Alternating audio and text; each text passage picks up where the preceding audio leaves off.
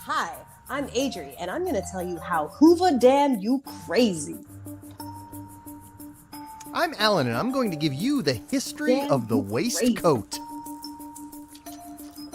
I'm Chris, and I'm going to tell the story of a monk, a handkerchief, and a pizza delivery guy. What do all of these stories have to do with the word vest? Find out in this week's episode of History Bluffs.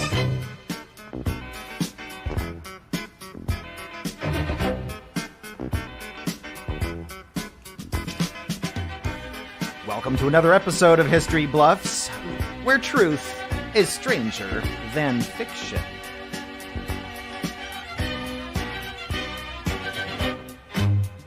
I want to welcome to the stage your host, Carlos. Thank you, Adam. Thank you, everybody else. Hi, I'm Carlos. Thank you all on the internet and out in the world. Thank you for joining us for History Bluffs, where, as Adam said, truth is stranger than fiction. What is History Bluffs, you ask? I don't know why you're even watching if you don't know that, but I'll tell you anyway. Maybe it was an accident. You clicked on the wrong thing. 3 armchair historians will be given a single topic. They will tell you a story from history about that topic. Now, 2 of them will be telling you a factual story that's factual and actual, and it really happened. But one of them will be making the whole thing up, the titular bluffer. Oh, that's the game in a nutshell. But before we get started with the game, let's meet our armchair historians and get to know a little bit about them. Starting with our first guest, Adriana. How you doing, Adriana? I'm doing great. How are you? I'm doing wonderfully. The weather's nice here in Chicago right now. That's where I am. I think you're all in Orlando, but I'm in Chicago, and we're holding around 40 degrees. It's 37, actually. Still nice. Good enough. Adriana, if there was any moment in history that you could photobomb, what moment would that be, and what expression would you put into the camera? Queen Elizabeth's coronation, and I'd probably just be like, "What's up?" Keep it simple. Deuces. All right, nice. What's up?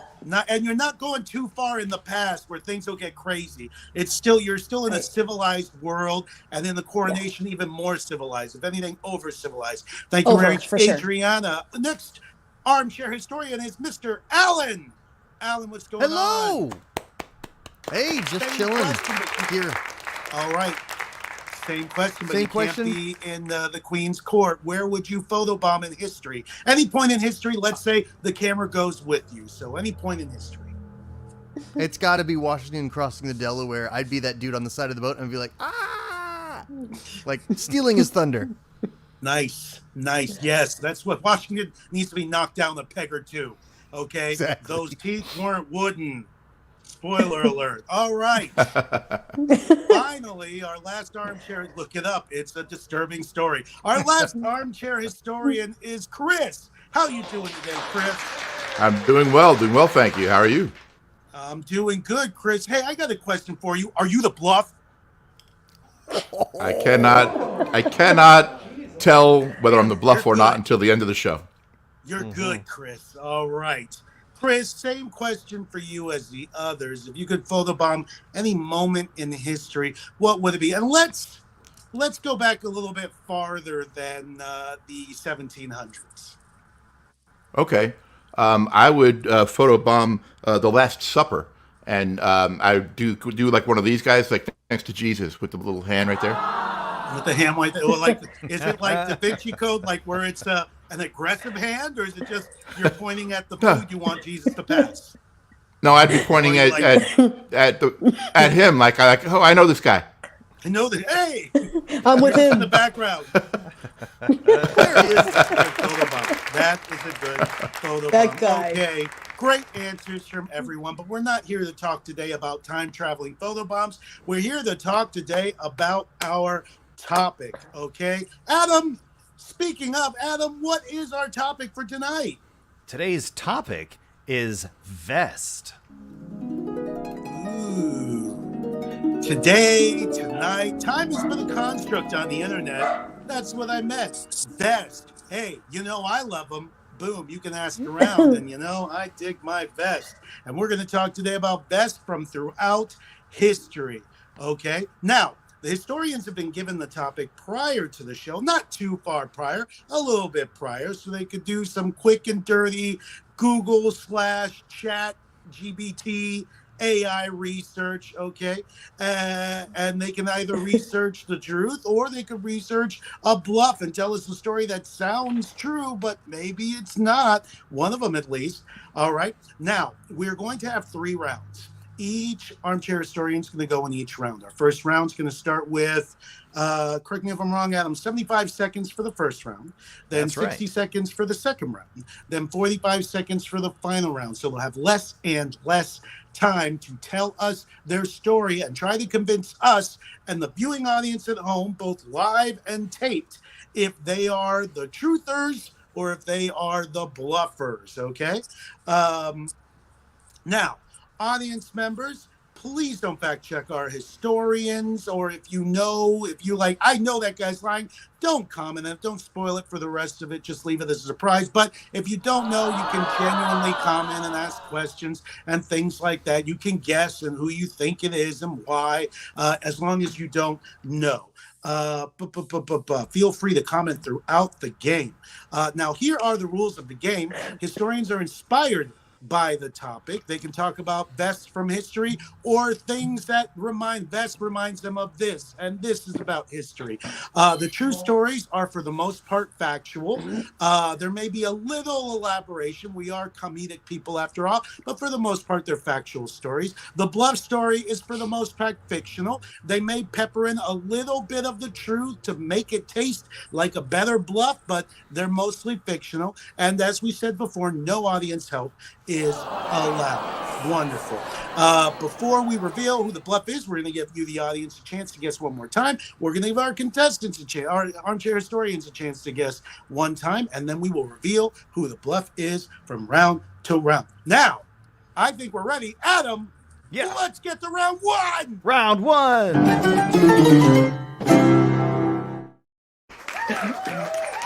Probably blew out the sound thing with my yelling. Okay. No, it's We're in excitement. We round love it. We 1. love it. I've got the Round Tracker 9000 up so we know where we are in the show. Beautiful. The Round Tracker 9000, patent pending. Okay, wonderful. So we're in round 1, and let's start with Adriana. We're going to start with you in round 1. Okay, you're going to have Ready. 75 seconds on the clock and begin to tell us your story that is inspired by the word vest. Yes. All right. So my story is called Hoover Damn You Crazy, but it's actually not about Herbert Hoover, who the Hoover Dam is named after. It's about J. Edgar Hoover and his over investigations of, excuse me, Martin Luther King Jr. So, little backstory.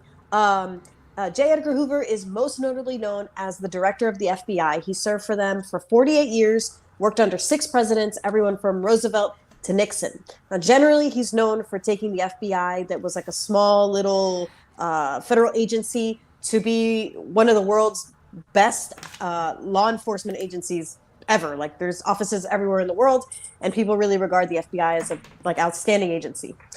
With the passage of the Freedom Information Act of 2000, his abuses and his personal crusade against Dr. Martin Luther King, one of the leaders of the civil rights movement, has become public knowledge, and they were all published. Abuses like wiretaps, blackmail, spying, the poison pen letter, which, if you don't know what that is, please Google it. It's crazy. And suggestions of suicide and publishing his private affairs. It gets good. It gets good. Stick around. Ooh, it gets saucier from gets there. good. It gets All saucy. right, Adriana, thank you for sharing your historical thing about the investigation of Dr. MLK Jr. Very great timing, too, as we just a day or two ago passed That's Dr. right. Martin Luther King Jr. Day observed. All Yes. right. Now, funny. I'm so invested in this. Clever audience member. But Alan, are you invested in this story? Or Yes. do you think it's full of CIA lies? It could be. Oh, so it was the CIA or the FBI that Hoover was in charge of? The Oh, FBI. sorry, excuse me, FBI. the FBI. That was my mistake. FBI. Just checking. So yeah, so far it's facts about J. Edgar Hoover, which I think a lot of people are familiar with. I think one of the more famous things he was known for was, cross-dressing, but that was revealed after his career was over. But maybe we'll get to that and we'll find out if he, in fact, did prefer to wear a vest or a dress. Okay, either way, Alan doesn't seem to be challenging your story. Not Adriana. yet. Let's see if Chris feels the same way or if Chris wants to invest himself in challenging your validity. I mean, abuses of power in the U.S. government? Really? It's a stretch. Listen, I want to hear more. Okay, Good. all right. Adriana has, okay, both of that our... means that I made it to the other- next round. Yes, you did. Otherwise, we would have eliminated right now new rules.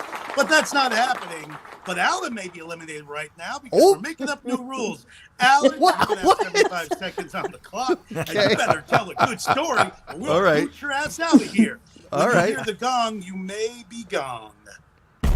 Well, mine's all about the waistcoat, better known as the vest, and they were actually invented in the mid-1600s.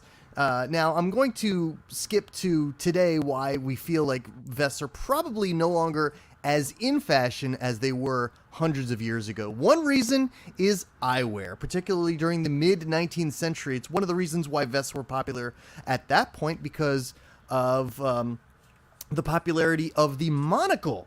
And you would often have a fob that would link your monocle to an upper pocket in your vest or a loop that was in your vest, and having it there was very convenient for people to store in their upper pocket their monocle as well as attaching the fob. But speaking of fobs, one of the most popular ways to tell time was the pocket watch. Now, obviously today we have wristwatches or even smartphones, but the invention of the wristwatch after the First World War made the pocket watch supremely unpopular, and yet one more reason why people today rarely wear vests or waistcoats.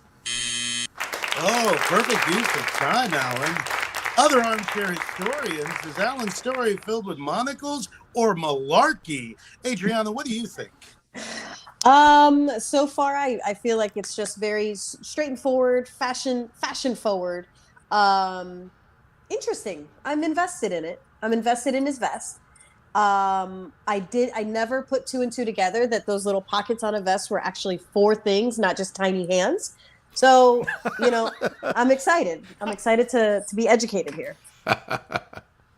All right, Adriana's ready to be educated. But Chris, are you ready to be suspicious? Kudos to Alan for having the audacity to start his story with waistcoats were created at first in the 1600s, but I'm not going to talk about that. I'm going to jump to today and total red herring. And then he said that no one wears vests today. Meanwhile, our host is wearing one as we speak. So I am highly skeptical of Alan so far because I can see him wearing a vest. I can see Carlos wearing a vest. Alan, the proof is on my pudding. Come on. I'm like, don't worry about my green scarf, Drake. Got audience Alan, member picking handle on your that. backdrop, Carlos. All right. She's in another room. Okay. Okay, random internet person who I don't know. See, Don't worry about my scarf. when we release this on the audio, we have to be able to paint a picture visually for Carlos' backdrop. Oh, I got a Yes. green tarp behind me. The end. It's a green screen that's not hung well in the story. I paint a beautiful scene picture. Chris, your 75 seconds are on the clock. It's time for you to share your historical story or historical bluff with us. When you hear the bam, go. Okay, it is March 1897 in Chicago, and two men are standing face to face in a public square, with one pointing a pistol at the other. A priest is standing nearby just in case. The man with the gun fires. The bullet hits the other man in the chest, and he drops to his knees, but almost immediately he stands up, raises his hands without a scratch on him, and the crowd goes wild. The bullets were real, not blanks, and the man who was shot was named Casimir Zeglin. He was a Polish immigrant and former monk, and he had emigrated to the United States and settled in Chicago shortly before a group of anarchists assassinated Chicago Mayor Carter Harrison Sr. Well, Zeglin was distraught by this assassination, and he picked up on the research of a gentleman named George Goodfellow, who had been a doctor in Tombstone, Arizona, known for a lot of shootings, who in 1881 noted in an autopsy that a man who had been shot multiple times, he was doing an autopsy of a man who'd been shot multiple times, and he noticed that a silk handkerchief had dramatically slowed down the depth of one of the bullets that killed this guy. So Zeglin was determined to save lives, picked up this guy's research, and we'll find out more in round 2. All right, we will. Tombstone. Speaking of Tombstone, Alan, Adriana, is Chris our Bluffleberry? What do you think, Alan? He's bluffing, ladies and gentlemen. First of all, that a silk handkerchief is like the first idea of, maybe this could stop a bullet. Suits of armor existed way before silk was stopping bullets. Yep. I think someone at some point was like, why don't we put metal in front of our vital organs? Way before someone was like, silk, that's the answer. Yep. Oh, All of that. Frodo the Hobbit may disagree, but Adriana, what do you think? Well, all of that. On top of that, two men standing outside in March in Chicago. I don't know. It's pretty cold there, during March as well, right? Yeah. I can attest to that. It starts to wind down, but it's still cold. They still got the heaters going through the end of March. And in 1897, there were no heaters there. There were no outdoor heaters. There was just fire. George Goodfellow out of Tombstone. Come on. All of these things are just, it's very hokey, very Paramount. I can't get past it yet. So I've got my target on Chris. Okay, let me see here from our audience member. Okay, so Tasmanian Devil Polish monk read some Tombstone doctor autopsy that found that silk underpants saved lives. That person is stoned. They're super high. All right, speaking of stoned people, that takes us to our next round, Adam. Oh my God, ladies and gentlemen, time for round number 2.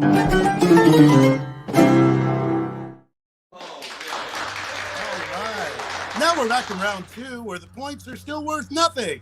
Okay, but this time we're going to get started with Alan. We have some, let's see, where we last left it. I think there were very little doubt about Adriana from the other two gents. I think there was a little bit of skepticism towards Alan and a lot more skepticism towards Chris.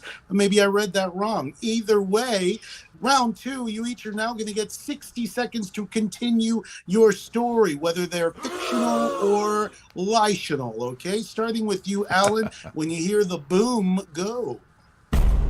Well, it's funny that earlier someone mentioned central heating, because that's actually yet another invention that reduced the popularity of the vest, of the waistcoat, and other things like the invention of the cummerbund, which was like a false, front, and also belt loops, which create, the ability to keep your pants up with belts. Belts don't go well with vests, and apparently if you wear a belt with a vest, that's a fashion faux pas. So But now, to appease Chris, I'm going to go back to the beginning, all right? I will go back into the 17th century. Yes, the forerunner of the three-piece suit was appropriated from the traditional dress of diverse Eastern European and Islamic countries. The frock coat was copied from the long zupans, which were worn in Poland and Ukraine. The necktie or cravat was derived from a scarf worn. I'll get onto it later. Okay. All right, he'll get on to it later. Chris, what are we thinking right now about Alan's tale so far? I am now convinced that Alan and his lovely wife went to a wedding recently, and he was admonished for what he was wearing by her, and he's trying to stick up for wearing a cummerbund and a vest and all this other stuff all at the same time. and that's what I'm saying. He's just getting some stuff off his chest. He's releasing his complaint to Elizabeth through us. He didn't get the vest off his chest, so now he's making up for it with the Drake. Understood. Wait, the Drake has a comment on that right at 7:49 p.m. there, Tech Adam. Oh, yeah. Belts plus vest equals the hotness. Alan lies. There it is. Can't trust my wife. Who can you trust? We gotta maybe cut her off. Cut the Drake off. Adriana, what do you think of Alan's tale? Well, I was surprised how quickly that all went by. I learned a lot again about the central heating, and I'm super excited because the house that I'm moving into does not have central air or heating. So I think I'm going to buy some vests, and I'm just forever grateful for this knowledge you're sharing, the knowledge share. I have no further questions. I have no further comments, and yeah, we'll see if I survive summer. Pray for me.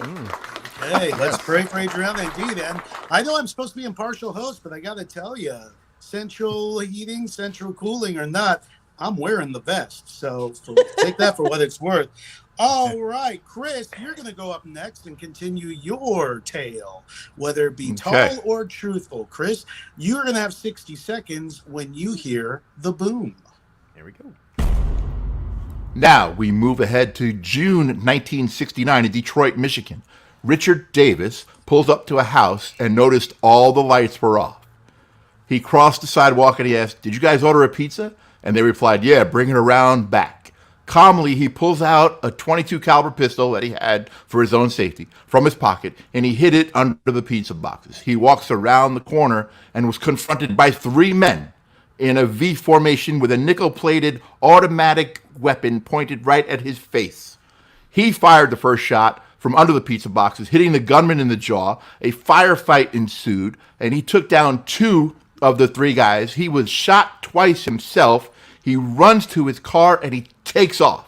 He would later joke that he beat 2 men in a gunfight, but unfortunately, there were 3 men there. He, while recovering from his injuries, had an idea. More to come on that in round number 3. Oh, excellent use of time. Excellent use of time. And also, excellent use of America's 2 favorite pastimes, guns and pizza. Adriana, what do you think of Chris's tale? Is it too tasty to be true? You asking me? No, Yeah. Adriana. Okay. Me, okay. So I had so many thoughts. Basically, American James Bond. We got Detroit, Chicago, guns, pizza. Like you said, everything that we love, and the 2 most dangerous cities with just, there's so many things happening in this story. I can't keep up. I'm just mind blown. 3 men, 2 men, silk, pizza. There's just nothing but descriptive words. The 2 most dangerous cities with the 2 most unique styles of pizza. Yes. Coincidence? Perhaps, Alan? All right. So he shoots the first bad guy because the gun was concealed under a pizza box. You know, just like another scene where the gun's under the table in the Tatooine Cantina by another vested famous character who's also a work of fiction, Han Solo. This is totally a ripoff. I see your story, Chris, but it's still fun to hear. Oh boy, Alan thinks pizza guy shot first. Oh no. Very controversial stance, very retconny of the story. Is that an Adriana, accusation? Oh What? yeah. Oh yeah. An accusation for a bluff has occurred. I'll throw the blue flag. That is There it that is is. a bluff on the field. There it is. All right, we're going to put that in instant replay. And while we work on that, Adriana, it's your turn to get to round 2 of your story. Like the others, you'll have 60 seconds on the clock. You can begin when you hear the boom. Here comes the boom. Get ready for it. Okay, so Hoover saw Martin Luther King as basically an enemy of the state. He thought that he was spreading communist and communism lies here. And he just said, I'm going to destroy this guy. And he got very, very close. Most recently, on top of all the other reports that have come out, a report initially published by the Associated Press and later confirmed by Scotland Yard and the BBC, writes that Hoover himself had planned a full-scale kidnapping plot to kidnap Martin Luther King and hold him hostage to brainwash the communism out of him. The plan was to kidnap him during his layover in London while he waited to connect to his flight to New York City in the summer of 1967, which was the year before he was assassinated. He was returning from Oslo, Norway, where he was doing his acceptance speech for the Nobel Peace Prize. And the report details that an unknown African-American actor living in... Oh, it gets good. Oh boy, we got the cliffhanger here from Adriana. Chris, what are you thinking? Carlos, what I'm thinking is, I actually have a question for you, Carlos. Do you remember when Muhammad Ali dated Eleanor Roosevelt? I do not remember that. You do not remember because it didn't happen. I don't think this story happened. I don't think this story happened at all. She's throwing out all these, facts about, what we know. But what got me was Scotland Yard and BBC corroborated a story about the FBI. I'm skeptical.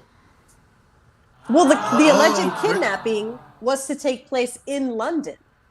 So Scotland Yard was aware of everything that happened. Oh, there you go. Chris is getting skeptical, though. I mean, this is the Associated Press and BBC. Those two are serious. So I'm not questioning it. Mm-hmm. Okay. All right, Alan, are you questioning it? I remember the scene in Ghostbusters where Bill Murray's character says, if we think J. Edgar Hoover, then J. Edgar Hoover is going to come and destroy New York City. Well, that also was a work of fiction. I'm just saying.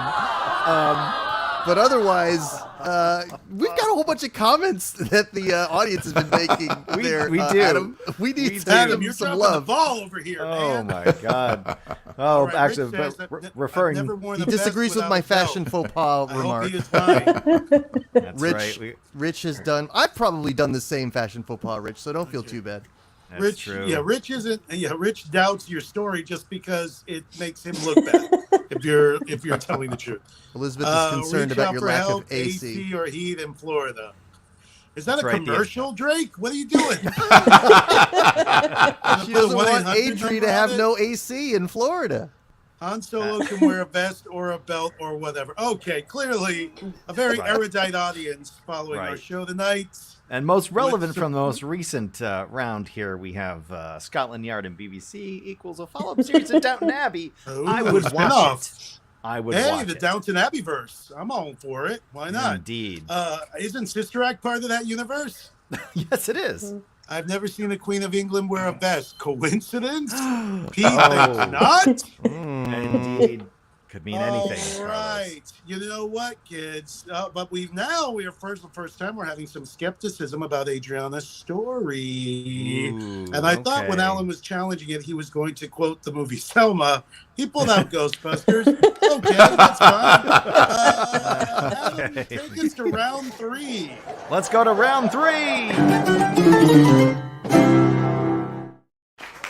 All right, we're back from round 3 interstitial. It's the final round, gang. It's your last chance to collect information before you, the audience, guess who you think the bluff is and who you think is telling the truth. So we've already started round 1 with Adriana. We started round 2 with Alan. So round 3, we're going to start with you, Chris. We're going to start with you, and you're going to finish your tale, and we're going to decide if you're full of it or if you're truthy it.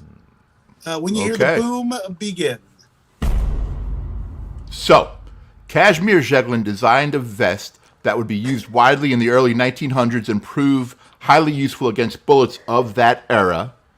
And then 7 decades later, motivated by being shot himself, Richard Davis created a more modernized bulletproof vest using ballistic nylon that had been used in flak jackets in the Vietnam War. And he proved the effectiveness of those to police departments by shooting himself in the chest in demonstrations. Together, they laid the foundation for continued enhancements in body armor technology, a field that Charles Davis's son still works in today, and are jointly credited with saving the lives of thousands of police officers, servicemen and women, and security personnel around the world. Chris ended his story right on time. suspicious or so truthful? Alan, what do you think? So he's talking about how the Vietnam War flak jackets are where we got the technology from. We know that the bulletproof vest was invented by Marty McFly in 1855. Let's stop with this nonsense. It's not that late of an invention. Okay. All right, Alan, I just want to say, just because the character appears on the thumbnail for our show does not make that a historical figure. Our thumbnail is for promotional purposes. It may That's use not real? characters. Marty McFly is a character from a story. Breaking his heart. Adriana, what do you think? And please don't reference the Dr. Doc guy from Holiday? our thumbnail, Doc Holiday from our thumbnail. He is also he's based in reality, but Val Kilmer's version of it is fictional. Gotcha. All right. Well, there goes that comment. I just have a quick question for Chris. Chris, Yes. when you were preparing for this week's extensive research, did you Google what are fabrics? Cashmere, silk. You know, like it's just, I don't know. I know who's the bluffer. I'm ready to say it. Adriana knows. She's all ready to guess. She doesn't need any more information. She knows I don't who need the any more bluffer rounds. is. Yeah. Thrown down? Are you thrown down? Well, Thrown luckily down. for you, Adriana, we have no more rounds. This is the final one. But we do need to hear from two other people, yourself being one of them. And in fact, the next one. Adriana, this is the final round for you to make your final case to convince the audience and the rest of your fellow armchair historians whether or not you are telling the truth or bluffing. When you hear the boom, you will have 45 seconds. There you go. Okay, so lots to cover here. The report details that an unknown African-American actor living in Los Angeles had been hired and fully trained to impersonate MLK and was in New York City in costume and ready to take on the persona when the plot was foiled and the plan was called off. The unnamed actor was forced to sign a non-disclosure agreement and was paid $1 million for his silence. He remains unknown to this day. As the kidnapping was to take place, Hoover's deputies became very nervous and they suggested, like, hey, we shouldn't do this. This is going to be logistically impossible to have this actor impersonate him for an extended period of time. And they feared that there was going to be a backlash from the public to further spread the word of communism and the civil rights, which they didn't want at all. Yeah. Oh. That's it. All right. Adriana is stating that there was an ML foe. ML fake Martin Luther King. What do you think about that, Chris? Well, I saw that movie. It's called The Eagle Has Landed, and it's about the Germans kidnapping Winston Churchill. So, I am equally as skeptical about Adri's story as she is about mine. Okay, equal skepticism, which knocks out each of your skepticism's next zero of skepticism. So it's up to Alan to determine how skeptical he is. P.S. Chris, I also saw the movie. It was called Dave, and there was a fish this big. Alan, what do you think of Adriana's story? All right. In this story, we've got an actor trying to fool people into being a communist or that MLK is a communist. I don't take the words of actors. I believe in my historical figures, Marty McFly, Peter Venkman, and all the others that we've referred to. And even Elizabeth is mentioning her lack of faith in improv actors. Thank you. And there are a whole bunch of other comments we can bring up. I don't as think well. I don't think Elizabeth's statement backs you up, Alan. I don't think it's She has a supporting your lack of cause. faith in improv actors. So Alan, how do you make a living? Can you remind me again how you make a living? don't worry about it. Okay. I'm not talking about the other thing. Okay. All right. I won't worry about it, but I have to worry about it, Alan, because you are the final person in round 3. It's your last chance to make your case and convince everyone in the audience, i.e. P, Rich, and the Drake, that you are not the bluff. When you hear the boom, you will have 45 seconds to make your case, sir. In 1666, King Charles II was referring that he was going to wear a long piece donned beneath his coat that was meant to be seen. The sleeveless garment may have been popularized by King Charles II based on the facts that a diary sent by Samuel Pepys in 1666 records, "The king hath yesterday council declared his resolution for setting a fashion for clothes. It will be a vest. I know not well how, but it is to teach the nobility thrift." So there was a purpose behind King Charles's revelation that a sleeveless garment should be worn under a coat, and that's where the vest all began. Ooh. The vest, the wife beater of the Renaissance. All right. Adriana, what are you thinking of Alan's sales? 1666. That year gives me the heebie-jeebies. What about you? Yeah, absolutely. I'm just trying to picture a king wearing this and trying to teach his people thrift. Like, I don't know. Kings don't really do that. So that is the one thing that has me kind of thinking maybe it's Alan. Yeah, you know what? That king wanted to show all his people that in order to be thrifty, you had to go to the gun show and have guns out, suns out. Chris, what do you think? I'm on board with Adri here. It's 1666. Had he said 1662, trying to set a statement, maybe, but by 1666, as we all know, the King Charles II court was just all about opulence and just depravity, and they didn't care about thriftiness. So I'm saying no, Like as Elizabeth said before, no, Alan, no. Okay. King Charles's court in 1666. We all know the nickname of that court was the Court of Caligula. So Chris might be right. Also, another message from Drake on the comment board. King Charles II, long garment, too fashion specific for Alan to be a bluff. So the Drake thinks that Alan's not the bluff, but of course she is biased. True. So we can't trust her. Okay. Okay. Uh-oh. Have we lost the host? The live stream lockup. Lost We've lost the the host.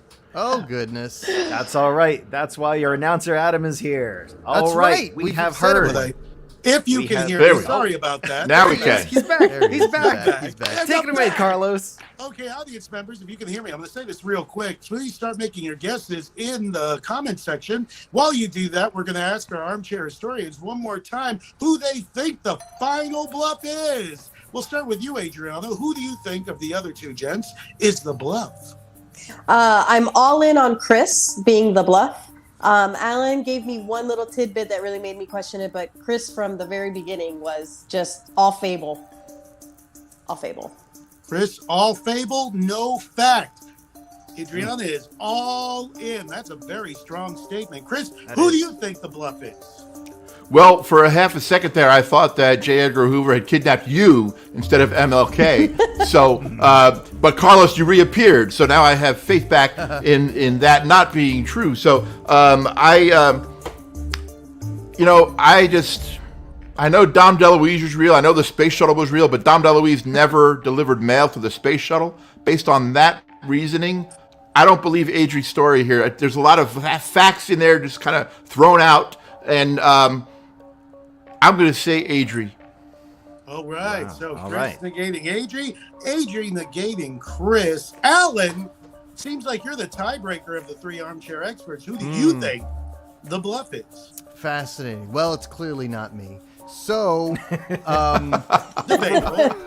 I don't know Bias. where Chris got the Dom DeLuise reference, but okay. I always love a good Dom DeLuise Captain Chaos reference to Always. throw into the mix. Yeah, I think Adri's got a lot of factual information there. The Chris referenced that this was invented by someone named Cashmere. Again, it's just like, that sweater looks good. Sure, that's the vest. That's the bulletproof vest. I'm pretty sure that the whole Han Solo shooting under the pizza box, that's made up. So, yeah, I'm going to go with Chris being the bluff. All right. Well, I don't think Chris cares. You know why? Because he's Captain USA. Okay, so we have Alan thinking it's Chris. We have Adri thinking it's Chris, and we have Audience Chris members are thinking voting. it's We Adri. do. What do our audience members think, Adam? Can we put some of those on the board? Also, the Drake says also it's Chris. That's not a complete sentence, but we get the gist. Christina says Alan. Ooh, another vote for Alan. Another vote for Chris. That's right. There's That still some means audience we Adri haven't has heard. less votes than everyone. So, That's true. all right. So here's what happens now. Adam is the only one of us that knows. Oh, okay, Rich says Chris. That's 3 votes. That's literally 3 One votes. vote against Chris, 2 votes Fair. against Alan, 1 vote against Adri. So if Adri is the bluff, then she will have tricked mostly everybody here. She will have tricked the most people. So True. if she's the bluff, then she will be the winner. And if she's not, then you know what? We'll see who is the bluff, and we'll count the points that don't exist. Adam, I think it's that time for you to reveal who's that bluff. Yes, it is, Carlos. I'm going to ask you to step off of our virtual stage, and I'm going to line up our potential bluffers, our armchair historians, and ask the question that's on everyone's mind. Was the bluff Adri? Was the bluff tonight Chris? Or could the bluff have been Alan? I and I alone know, and I will reveal the bluff this entire time was Adri. Well done. Wow. Well played, Adri. You had nearly everybody fooled. Fantastic job. Who voted for Adri? No one voted for Adri. Did no one? they? I did. No, Chris I did. did. Oh, Chris got it. Chris Right, did. So it was a near Adri, clean getaway. We don't have a point system here, but I am going to say that Adri wins this thing tonight, and Chris is a close second place because Chris is the only one that guessed the correct bluff, but Adri was able to trick everybody except Chris. That's right. So, Good job. Wow, Adri, that was interesting. You know what, though? I will say this. I was like, wait a second. They could, like, trick America, maybe, but what about his family and his close entourage? They weren't going to get tricked unless they did some surgery on some dude to make him look like MLK Jr. So that's why I was suspicious of you, but I'm the unbiased host, so I didn't want to say anything. Carlos, the deputies were with you. They were like, how are we going to convince Coretta, Scott King, I think is her name, that her husband is now a little different in many ways? The deputies called it off. They called it off. All right. All right. How hypocritical for someone like J. Edgar Hoover to say someone's a little different. Oh, geez, really? Yeah. We have bitter audience, and we have bitter audience. Go drink your giant water bottle, Adriana. Wow. Audience See? members are getting hostile. Okay. Elizabeth, it's not personal. And that brings us to the end of another episode of History Bluffs and Vest. Ladies and gentlemen, thank you for joining us tonight. I will say this, because we just passed MLK Jr. Day, all I'll say is this: just do some research on Martin Luther King Jr. and find out more about what he said. Everybody knows about the I Have a Dream speech, but there's so much more that he said and conveyed. He had so many different opinions. Some of them now are kind of being used to kind of silence groups that shouldn't be silenced. So, you know, if you want to honor the day, do some research on Dr. King and learn more about what he was doing before, at the speech, and then after the speech, what he was all about. Thank you, everyone, for coming out tonight to another exciting episode of History Bluffs. You can join us right here, same bat time, same YouTube channel, right here, 6:30 Central, 7:30 Eastern, next Wednesday and every Wednesday. We will see you all next week. Tune in next time for another exciting History Bluffs, where truth is stranger than fiction. You heard it from Carlos. Tune in again next week. We will see you then.